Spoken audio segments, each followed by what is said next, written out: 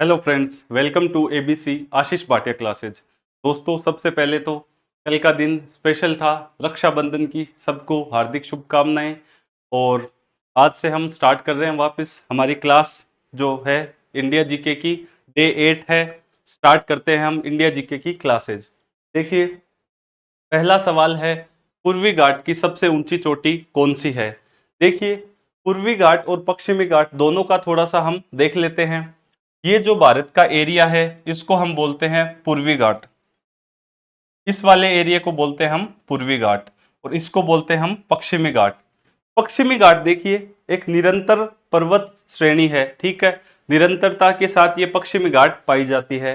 और पूर्वी घाट है वो विच्छेदित है, कटा फटा है, कुछ पर्वत है, कहीं पे है, बीच में मैदान है। इसका रीजन क्या है? इसका रीजन है एक तो कि जो नदियां हैं वो सारी पूर्वी साइड में आके बंगाल की खाड़ी में गिरती है। जैसे गोदावरी है, कृष्णा है, कावेरी है, ये सारी नदियां पूर्वी घाट में से बहते हुए बंगाल की खाड़ी में गिरती है।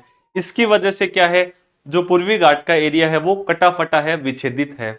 हमारा सवाल है पूर्वी घाट की सबसे ऊंची चोटी पूछी है। तो पूर्वी घाट की सबसे ऊंची चोटी है वो है आंध्र प्रदेश में अरमाकोंडा। अरमाकोंडा है आंध्रा में, ये पूर्वी घाट की सबसे ऊंची चोटी है। ठीक है, एक सवाल तो ये। बाकी ये भी देख लेते हैं, तीन जो चोटियां हैं।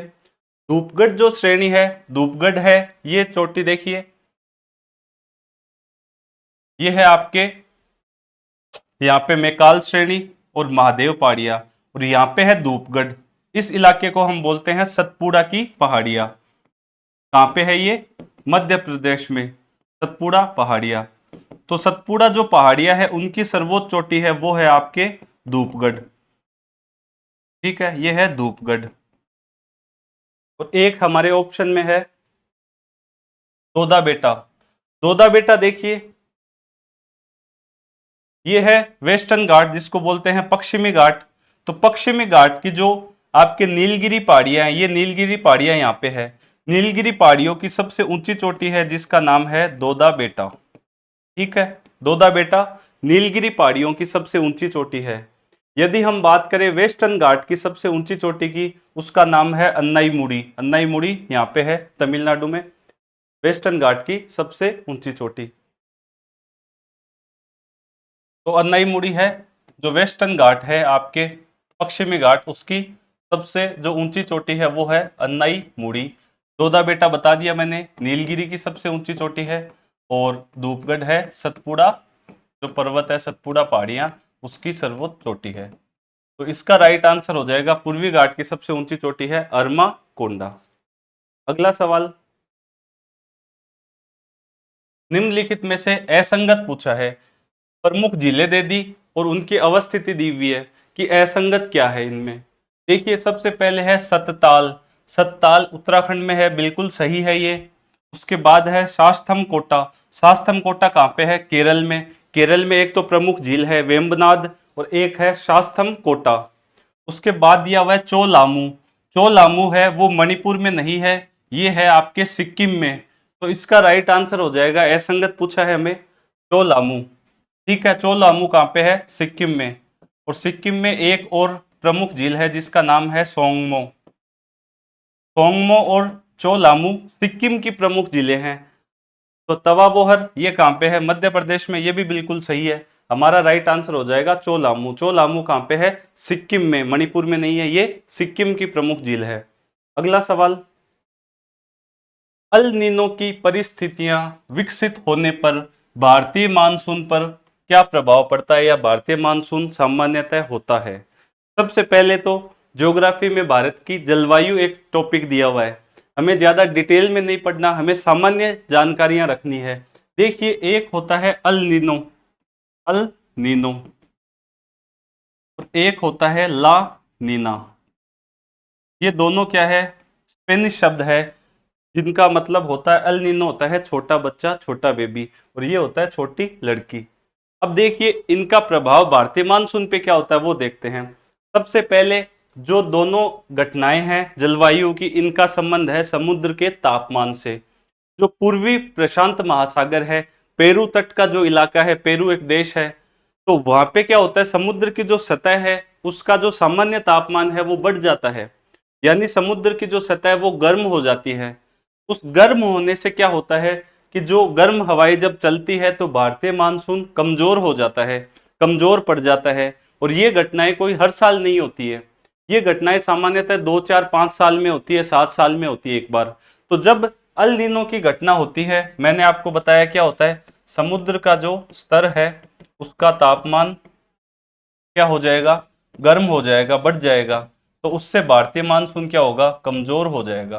भारत में जब भी अल नीनो की घटनाएं जब देखते हैं तो भारतीय मानसून कमजोर होता है। प्रभाव यह होता है कि भारत में सूखे की स्थिति हो जाती है। और ऑप्शन क्या है हमारा, मानसून में प्रबलता नहीं होती, मानसून का शीघ्र आगमन, ये भी गलत है, मानसून कमजोर हो जाता है इससे। तो तीसरा इसका राइट आंसर हो जाएगा। ला नीना में क्या होता है, जो समुद्र का तापमान है वो क्या हो जाता है, ठंडा हो जाता है या गिर जाता है। उससे भारतीय मानसून है, भारत में भारी बारिश देखने को मिलती है। इससे, ला लीना से, ठीक है। तो आपको याद रखना है, अल लीनो से समुद्र का तापमान गर्म होगा, पूर्वी प्रशांत महासागर का एरिया है पेरू तट, और भारत पे प्रभाव पड़ेगा, भारतीय मानसून कमजोर हो जाएगा और भारत में सूखे की स्थिति होगी। ला लीना में समुद्र का तापमान अपेक्षाकृत गिरेगा, कम होएगा, भारतीय मानसून पे प्रभाव पड़ेगा, अच्छा मानसून होगा और भारी बारिश भारत में होएगी, ठीक है। अगला सवाल, भारत के किस राज्य में सर्वाधिक लंबाई वाले राष्ट्रीय राजमार्ग है, यानी नेशनल हाईवे, सर्वाधिक राज्य जो लंबाई वाले जो राष्ट्रीय राजमार्ग है वो भारत के किस राज्य में है। तो इसका राइट आंसर होगा, वो होगा महाराष्ट्र। महाराष्ट्र में सबसे ज्यादा क्या है, राष्ट्रीय राजमार्ग है, उनकी लंबाई है। सेकंड पे है आपके उत्तर प्रदेश, और थर्ड पे है हमारा प्यारा राजस्थान। राजस्थान में थर्ड नंबर पे है नेशनल हाईवेज की लंबाई के मामले में, ठीक है। अगला सवाल, भारत में कहवा यानी कॉफी की किस्म की सर्वाधिक कृषि की जाती है। कॉफी की किस किस्म की सर्वाधिक कृषि भारत में की जाती है, अच्छा सवाल है। देखिए, चाय है एक तो सिलेबस में, और एक है कॉफी। 4 5 प्रमुख फसलें हैं, उनमें कॉफी और चाय भी दी गई है। चाय के बारे में मैंने आपको सारी डिटेल से बता दी, चाय कहाँ पैदा की जाती है, चाय के लिए आदर्श तापमान कितना चाहिए, बारिश कैसी चाहिए, मिट्टी कौन सी चाहिए, चाय उत्पादक राज्य कौन से हैं, वो सारी चीजें मैंने आपको बताई। आज कॉफी के बारे में थोड़ी सी चर्चा कर लेते हैं। देखिए, कॉफी है वो भारत में सबसे पहले यदि हम बात करें तो भारत में 3 स्टेट है। एक तो आपके कर्नाटक जो सबसे प्रमुख है, एक नंबर पे, उसके बाद केरल, और एक तमिलनाडु का जो इलाका है वहां पे कॉफी की कृषि की जाती है। इसके लिए बात करें आदर्श तापमान की, तो आदर्श तापमान चाहिए कॉफी को लगभग 15 से 18 डिग्री या 10 से 18 डिग्री मान लीजिए, ठीक है। वर्षा की बात करें तो वर्षा चाहिए कॉफी को 150 से लेके 250 सेंटीमीटर वार्षिक वर्षा है वो कॉफी को चाहिए। उसके बाद यदि हम बात करें कॉफी के लिए, तो कॉफी को चाहिए पर्वतीय, जो पर्वतीय मिट्टी होती है, ठीक है, दोमट मिट्टी जिसको हम बोलते हैं, वो कॉफी को चाहिए, ठीक है, आदर्श मिट्टी चाहिए। अब देखिए, कॉफी की किस्में पूछी हमें कि भारत में सर्वाधिक किस्म की कॉफी किस किस्म की खेती की जाती है। भारत में 2 किस्में कॉफी की उगाई जाती है। एक तो है आपके अरेबिका और एक है रोबस्टा, ठीक है, अरेबिका और रोबस्टा। हमारा राइट आंसर होगा अरेबिका। अरेबिका जो कृषि है, अरेबिका किस्म है कॉफी की, उसकी सर्वाधिक कृषि भारत में की जाती है, लगभग 60% एरिया पे।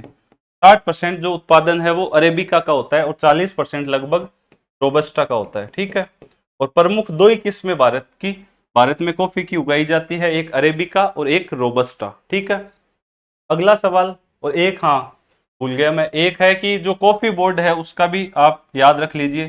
जो कॉफी बोर्ड है उसका हेडक्वार्टर है आपके कर्नाटक के बेंगलुरु में। कॉफी बोर्ड का मुख्यालय कहाँ पे है, बेंगलुरु, कर्नाटक। चाय बोर्ड का कहाँ था, चाय बोर्ड का था आपके कोलकाता, वेस्ट बंगाल में, और कॉफी बोर्ड का है बेंगलुरु, कर्नाटक में। अगला सवाल, भारत में थियोसॉफिकल सोसाइटी की गतिविधियों की शुरुआत किसने की थी। देखिए सवाल को गौर से पढ़ लेना आप, क्योंकि मैंने एक बार पहले भी बोला था, जितना ज्यादा वक्त सवाल पढ़ने में लगाओगे उससे कम टाइम आपको सवाल करने में लगेगा। यहाँ पूछा है थियोसॉफिकल सोसाइटी की गतिविधियों की शुरुआत किसने की है। ये नहीं पूछा थियोसॉफिकल सोसाइटी की स्थापना किसने की है। देखिए थियोसॉफिकल सोसाइटी है, उसकी बात करें यदि हम, थियोसॉफिकल, भारत अपने जो सिलेबस है उसमें समाज सुधार आंदोलन है, अच्छा टॉपिक है, वहां से सवाल पूछे जाएंगे। थियोसॉफिकल है, दो शब्दों से बना है, एक है थियोस जिसका अर्थ होता है ईश्वर, और एक है आपके सोफिया जिसका मतलब होता है ज्ञान, यानी ईश्वर का ज्ञान। ये सोसाइटी है, इसकी स्थापना की गई थी 1875 में, न्यूयॉर्क में स्थापना की। ठीक है, न्यूयॉर्क में किसने करी? जो फर्स्ट और सेकंड ऑप्शन है, मैडम ब्लावात्स्की और कर्नल हेनरी आलकाट, इन दोनों ने स्थापना करी थियोसॉफिकल सोसाइटी की 1875 में न्यूयॉर्क में। मकसद क्या था?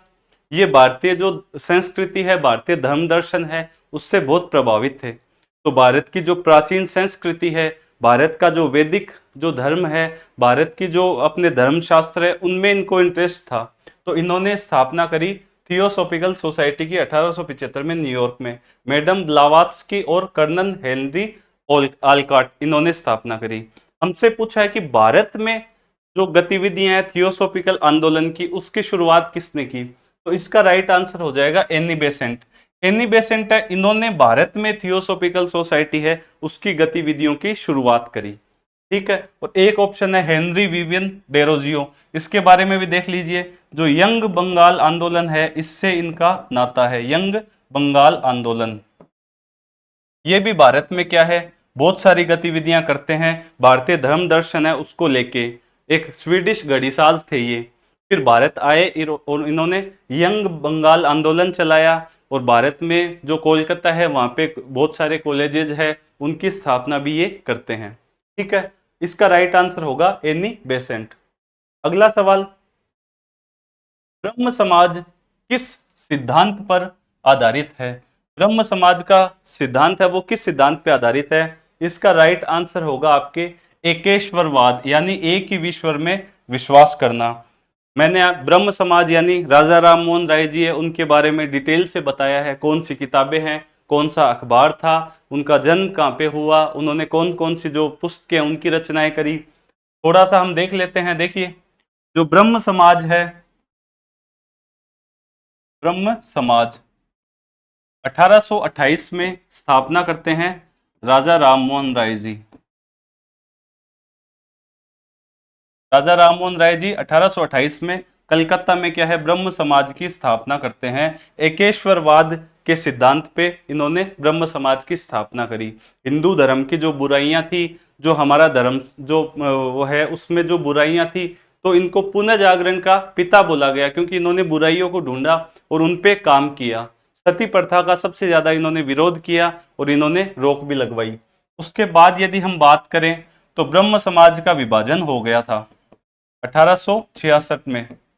ठीक है, ब्रह्म समाज का विभाजन हुआ और केशव चंद सेन है, केशव चंद सेन, इन्होंने क्या किया, इन्होंने बना लिया भारतीय ब्रह्म समाज। तो सवाल पूछ सकते हैं, और मैंने पूछा भी था एक बार ये सवाल जब टेस्ट सीरीज में ही, कि भारतीय ब्रह्म समाज की स्थापना किसने की? तो उसका राइट आंसर है केशव चंद सेन।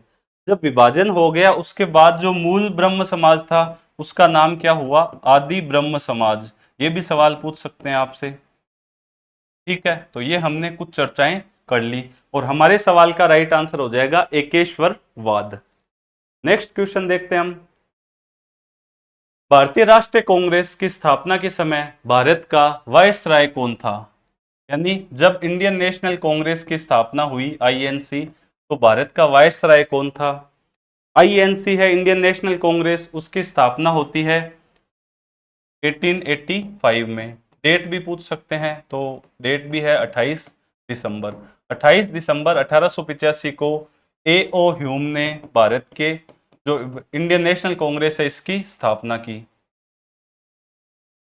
ठीक है, पूरा नाम भी यदि देखें तो इनका नाम है एलन ओक्टेवियन। ये इनका पूरा नाम है। ठीक है, 1885 28 दिसंबर को ये स्थापना करते हैं इंडियन नेशनल कांग्रेस की। यदि बात करें हम पहला अधिवेशन, प्रथम अधिवेशन है, उसकी अध्यक्षता किसने करी, तो इसका आंसर है व्योमेश चंद्र बनर्जी। इन्होंने क्या है, इंडियन नेशनल कांग्रेस के फर्स्ट अधिवेशन की अध्यक्षता करी और ये कहां पे हुआ, बंबई में। अब तो मुंबई नाम है, पहले बंबई प्रांत हुआ करता था। तो बंबई में भारत के जो राष्ट्रीय कांग्रेस है इसका प्रथम अधिवेशन हुआ। स्थापना करी A.O. ह्यूम ने 1885 में। और वायसराय पूछा है कि इस वक्त वायसराय कौन था, तो इसका आंसर हो जाएगा डफरिन। तो डफरिन है ये भारतीय राष्ट्रीय कांग्रेस की स्थापना के समय भारत का वायसराय था।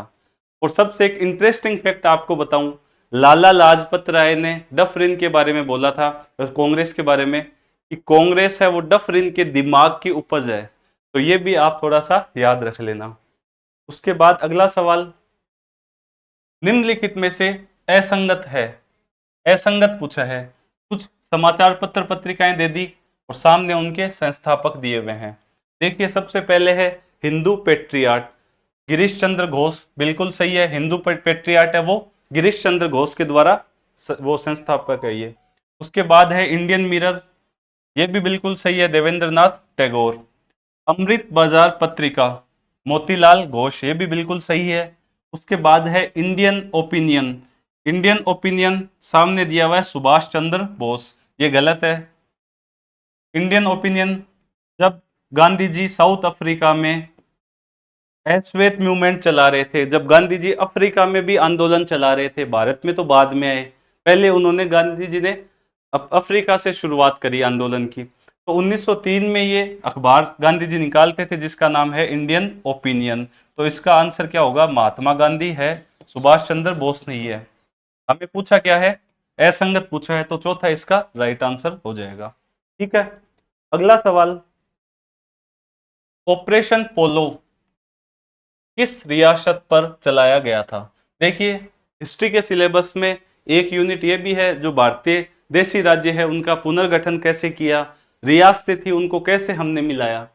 एक चैलेंजिंग टास्क था सरदार पटेल के लिए कि देशी राज्य है उनको कैसे भारत में मिलाएं। क्यों, क्योंकि राजा अपनी जमीन, अपना शासन नहीं छोड़ना चाहता। राजा कैसे एक्सेप्ट करे कि आज लोकतंत्र आ गया, वो तो उसी दौर में जी रहा है। आप खुद अपनी जगह उस, मतलब राजा की सिचुएशन पे खुद को रख के दीजिए, देख लीजिए कि 1 मिनट में राजपाट नहीं छोड़ा जाता। समझाया गया राजाओं को, बहुत सारे मान गए पर 3 रह गए जिन्होंने बदमाशी की। अब उनकी बदमाशी का जवाब भी क्या है, हमें फिर शासन ने थोड़ा कठोर तरीके से दिया। सरदार पटेल बोले मान जाओ वरना फिर मैं अपने रोल में आ जाऊंगा। तो 3 रियासतें कौन कौन सी नहीं मानी थी, एक तो कश्मीर, एक जूनागढ़ और एक हैदराबाद। ये 3 रियासतें थी वो मानी नहीं। फिर चलाया ऑपरेशन पोलो, वो किस रियासत के लिए है, इसका राइट आंसर है हैदराबाद। हैदराबाद को भारत में विलय करने के लिए हैदराबाद का जो निजाम था जिसका नाम था मीर उस्मान अली, मीर उस्मान अली, ये माना नहीं, ये बोला कि मैं तो अलग देश बनाऊंगा, अलग मुस्लिम देश बनाऊंगा। तो हैदराबाद पे ऑपरेशन पोलो चलाया गया। ठीक है, आगे हम देखते हैं, राष्ट्रीय आय में से व्यक्तिगत आय की गणना करते समय निम्नलिखित में से क्या जोड़ा जाता है। नेशनल इनकम का चैप्टर मैंने अच्छे से पढ़ाया है, 2 क्लास है, आप देख सकते हैं डिटेल में देखने के लिए। यहाँ पे मैं थोड़ा सा आपको बता दूं कि राष्ट्रीय आय हम बोलते हैं नेट नेशनल प्रोडक्ट कारक लागत पे, यानी फैक्टर कॉस्ट पे जब हम निकालते हैं एनएनपी को, उसको बोला जाता है राष्ट्रीय आय। एक बात तो ये हो गई। हमें पूछा है कि राष्ट्रीय आय में से व्यक्तिगत आय यानी पर्सनल इनकम, व्यक्तिगत आय को बोलते हैं इंग्लिश में पर्सनल इनकम, उसकी गणना करते समय निम्नलिखित में से क्या जोड़ा जाता है। ठीक है, तो देखिए इनकम का मतलब क्या होता है, जो हमारी अर्न इनकम होती है, जो हम कमाते हैं उत्पादन करके, एक इनकम होती है उसको हम इनकम बोलते हैं। एक होती है, देख लीजिए कभी भी हम जितना कमाते हैं उतना हमें नहीं मिलता। आप जहां जॉब करते हैं वहां आपके पीएफ के पैसे काटे जाते हैं, टैक्स के पैसे लिए जाते हैं, तो जितना हम अर्न करते हैं उससे कम हमारी रियल इनकम होती है, वास्तविक आय उससे कम होती है। पर्सनल इनकम निकालने के लिए क्या चीजें जोड़ते हैं, क्या घटाते हैं? देखिए, एक है पहला हस्तांतरण भुगतान, फिर है निगम कर, एक है सामाजिक सुरक्षा अंशदान और एक निगमों के अवितरित लाभ। अब आप खुद थोड़ा सा कॉमन सेंस लगा के देख लीजिए। निगम कर का मतलब क्या होता है? Corporate tax. यानी ये बोल रहा है कि भारत के, यदि पूरे भारत के वास्तविक आय की हम पर्सनल इनकम की बात करें तो नेशनल इनकम में से क्या घटाएंगे? पीआई की गणना करते समय तो नेशनल इनकम से क्या घटाएंगे? टैक्स है उसको घटाएंगे, क्योंकि जो मैंने बताया वास्तविक इनकम हमेशा कम होती है जितना हम कमाते हैं उससे। तो नेशनल इनकम से हम निगम कर घटाएंगे तो ये तो होगा नहीं। हमने पूछा है क्या जोड़ा जाता है, ठीक है। तो हम क्या घटाएंगे?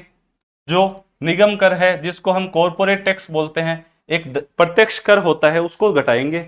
उसके बाद है निगमों के अवितरित लाभ, इनको भी हम घटाएंगे, ठीक है। उसके बाद है सामाजिक सुरक्षा अंशदान, हम सामाजिक सुरक्षा के लिए पीएफ में पैसा देते हैं। तो मैंने आपको बताया जितना कट गया उसको कैसे हम जोड़ेंगे। भाई कट गया वो तो हमारे हाथ में आएगा ही नहीं, पर्सनल इनकम तो वास्तविक इनकम होगी, तो जो वास्तविक इनकम है वो कम होगी अर्न इनकम से। तो इसमें क्या जुड़ेगा? इसमें जुड़ेगा हस्तांतरण भुगतान। भाई हमें कुछ सहायता मिली है, कुछ पेमेंट मिले हैं, ट्रांसफर, तो वास्तविक आय की गणना कर रहे हैं पर्सनल इनकम का मतलब, तो इसमें ट्रांसफर जो पेमेंट है, भुगतान, जो हस्तांतरण भुगतान है, उनको जोड़ा जाएगा, ठीक है। उसके बाद है डिजिटल भुगतान को बढ़ावा देने के लिए निम्नलिखित प्रणाली अपनाई जाती है। पहला है एकीकृत भुगतान इंटरफेस। नाम देखते ही आपको चक्कर आने लग जाते हैं, पर रात दिन उसको यूज करते हो। यूपीआई आपके फोन में है, जिसका फुल फॉर्म है यूनिफाइड पेमेंट इंटरफेस। रात दिन यूज करते हो, डिजिटल भुगतान के लिए यूपीआई तो जरूरी है ही, ठीक है। तो यही प्रणाली क्या है? डिजिटल भुगतान को बढ़ावा देती है। दूसरा है इंटरनेट बैंकिंग। सब अपनी बैंक की, जो आपकी जो भी बैंक है वो आपको बोलती है कि आपको बैंक आने की जरूरत ही नहीं है, आप हमारे प्रीमियम कस्टमर है, हम आपको सुविधा देते हैं इंटरनेट बैंकिंग की, फोन में ही आप बैंकिंग चलाइए। मोबाइल बैंकिंग है, इंटरनेट बैंकिंग है, ये सब चीजें किस लिए है? डिजिटल भुगतान को बढ़ावा देने के लिए। उसके बाद है आधार सक्षम भुगतान प्रणाली। आधार सक्षम भुगतान प्रणाली क्या है? कि आप अपना मोबाइल नंबर आधार से लिंक करके रखिए। सरकार बार बार क्यों आपको बोलती है कि आधार है वो मोबाइल नंबर से आपके कनेक्ट होना चाहिए। हम जो भी सहायता देंगे, सब्सिडी देंगे, आपके गैस की जो सब्सिडी है वो सब क्या है? डिजिटली आपके खाते में हम डालेंगे। तो ये तीनों चीजें क्या है? डिजिटल भुगतान को बढ़ावा दे रही है। तो इसका राइट आंसर हो जाएगा उपर्युक्त सभी, ठीक है। उसके बाद अगला सवाल, मानव विकास सूचकांक यानी एचडीआई, ह्यूमन डेवलप इंडेक्स की गणना में किस आयाम यानी घटक को नहीं जोड़ा जाता? शब्दों को ध्यान से पढ़ लिया करो, नहीं जोड़ा जाता ये पूछा है। देखिए, एचडीआई है, उसकी गणना में हम तीन चीजें मुख्यतः लेते हैं। एक तो लेते हैं शिक्षा, ठीक है, शिक्षा का मतलब होता है स्कूली शिक्षा में आपने कितने वर्ष बिताए। एक होता है जीवन स्तर। जीवन स्तर किससे मापा जाता है? कि आपकी जो ग्रोस नेशनल इनकम है, जीएनआई, उससे मापा जाता है कि आप कितना कमा रहे हैं, ठीक है। आपकी प्रति व्यक्ति आय, जीएनआई, उससे नापा जाता है जीवन स्तर। एक है दीर्घ और स्वस्थ जीवन, ठीक है, उसमें लिखा हुआ है जीवन प्रत्याशा। अब जीवन प्रत्याशा का मतलब क्या होता है? कि आदमी कितने वर्ष एवरेज जीता है। तो जीने का संबंध किससे है? स्वास्थ्य से। हमें पूछा है कौन से आयाम को नहीं जोड़ा जाता, तो मुख्यतः तीन आयाम बता दिए। शिक्षा के दो सब क्लासिफिकेशन होते हैं, उनको नहीं देखेंगे एक बार, पर उच्च जीवन स्तर आता ही है। भाई जीवन स्तर आय से सुधरता है। शिक्षा है, उसका संबंध बताया गया दो टाइप से। एक है दीर्घ व स्वस्थ जीवन, जिसको हम जीवन प्रत्याशा बोल सकते हैं। तो ये तीनों आयाम तो आते हैं। पर्यावरण का कोई जिक्र नहीं है, तो इसका आंसर हो जाएगा पर्यावरण की स्थिति। एचडीआई के बारे में थोड़ा सा यदि हम देखें, ह्यूमन डेवलप इंडेक्स के बारे में, तो एचडीआई है वो जारी किया जाता है आपके UNDP, united national development programme, संयुक्त राष्ट्र विकास कार्यक्रम, इसके द्वारा जो एचडीआई है वो जारी किया जाता है। यदि हम 2024 की रैंक की बात करें, तो 2024 में जो भारत की रैंक है वो है आपके 134, और ये रैंक है 193 देशों में। भारत की स्थान कौन सा है? 134वां स्थान। फर्स्ट पे कौन है? फर्स्ट पे है स्विट्जरलैंड, और अंतिम पे कौन है? अंतिम पे है सोमालिया। अब देखिए ये जो HDI है इसमें ये जो 3 आयाम है इनकी गणना कर ली हमने, फिर एक स्कोर बताया जाता है, ये एक स्केल मान लीजिए। तो इसमें ये बोलते हैं कि 0 से लेके 1 तक का स्केल है, तो जो देश 1 की साइड में जाएगा जिसका स्कोर कैलकुलेशन करने के बाद उसको अच्छा इंडिकेटर माना जाता है मानव विकास का, और 0 की साइड में जो देश होते हैं वो निम्न मानव विकास वहां पे पाया जाता है। अब भारत के स्कोर भी पूछ सकते हैं कि भाई भारत का स्कोर कितना है HDI का, तो भारत का स्कोर कितना है, वो है आपके 0.644।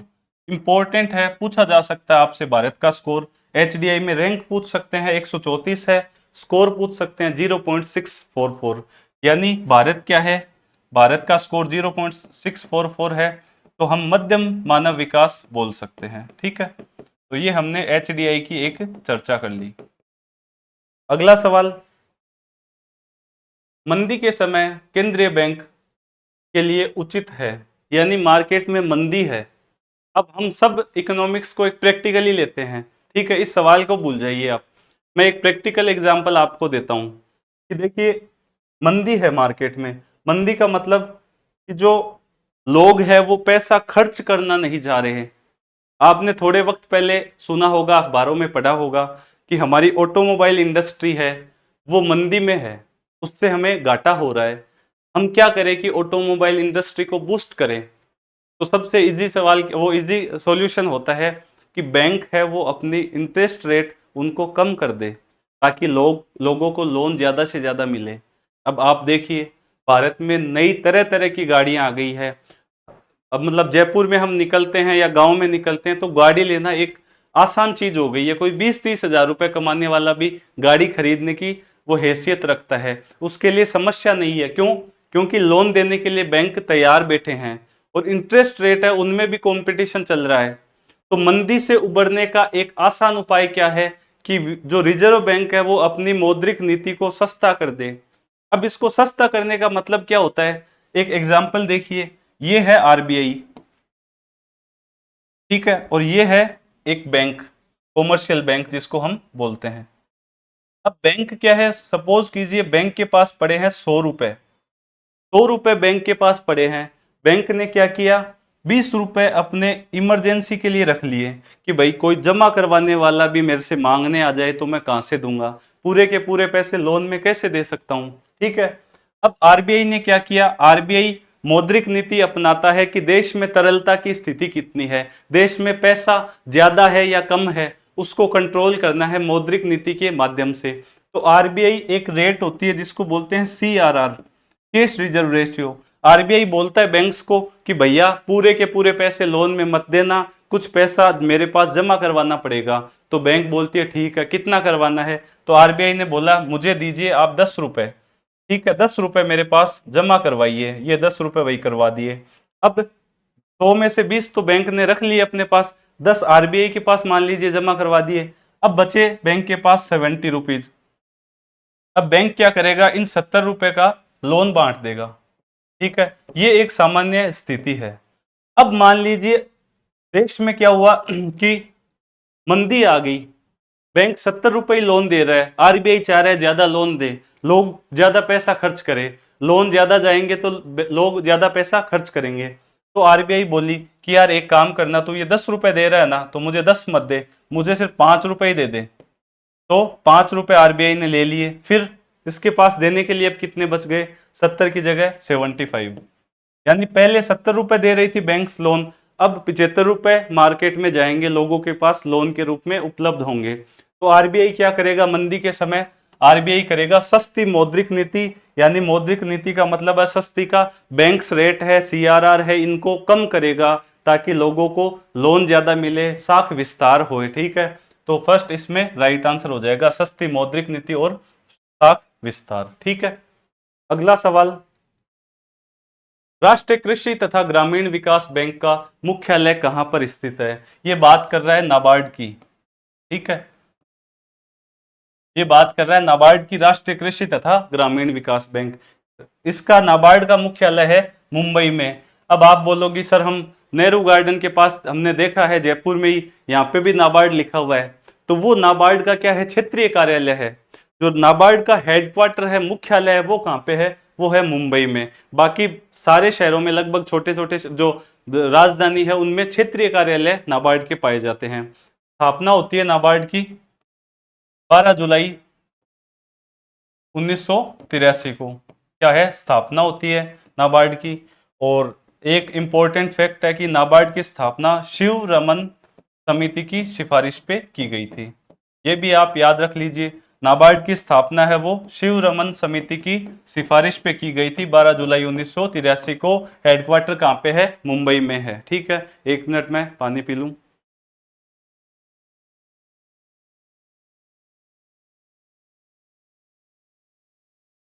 अब देखिए, एक सॉरी, ये 1983 नहीं, 1982 है। 12 जुलाई 1982 को शिव रमन समिति की सिफारिश पे नाबार्ड की स्थापना की गई थी। मुंबई में क्या है? हेडक्वार्टर। ठीक है, अगला सवाल, संविधान में न्यायाधीशों को हटाने के लिए किस शब्द का प्रयोग किया जाता है? यानी उच्च न्यायालय के न्यायाधीश है, उनको हटाने के लिए कौन सा शब्द प्रयोग में लिया जाता है? तो इसका राइट आंसर है पद से हटाना, यानी रिमूवल करना। ये राइट आंसर हो जाएगा। महाभियोग राष्ट्रपति जी के लिए, राष्ट्रपति जी को हटाने के लिए महाभियोग का प्रयोग किया जाता है। पद से हटाना, रिमूवल, इसका राइट आंसर होगा। और एक तो आपके असमर्थता, एक कदाचार, इन दो आधार पे क्या है? न्यायालय को राष्ट्रपति जी हटाते हैं केंद्रीय मंत्रिमंडल की सिफारिश पे। ठीक है, अगला सवाल, निम्नलिखित में से कौन सा संविधान संशोधन अधिनियम लघु संविधान यानी मिनी कॉन्स्टिट्यूशन, मिनी कॉन्स्टिट्यूशन, ये भी बहुत फेमस है। इंदिरा गांधी जी ने इतने संवैधानिक संशोधन किए कि लोगों ने ये बोला ये तो मिनी कॉन्स्टिट्यूशन है, आपने कोई संविधान संशोधन थोड़ी किया है। तो इसका राइट आंसर हो जाएगा 42वां संविधान संशोधन 1976। इंदिरा गांधी जी के टाइम पे बहुत सारे संवैधानिक जो प्रावधान है उनको चेंज ही कर दिया, तो इसलिए नाम पड़ गया मिनी कॉन्स्टिट्यूशन। ठीक है, अगला सवाल, मूल कर्तव्यों के क्रियान्वयन के लिए भारत सरकार द्वारा किस समिति का गठन किया गया है? यानी मूल, सवाल देखिए गौर से पढ़ लेना, मूल कर्तव्य जब संविधान में इंसर्ट किए गए तब समिति थी सरदार स्वर्ण सिंह। यहां पूछा है मूल कर्तव्यों के क्रियान्वयन के लिए कौन सी समिति का गठन किया गया है? इसका राइट आंसर है वर्मा समिति, जो 1999 में बनी।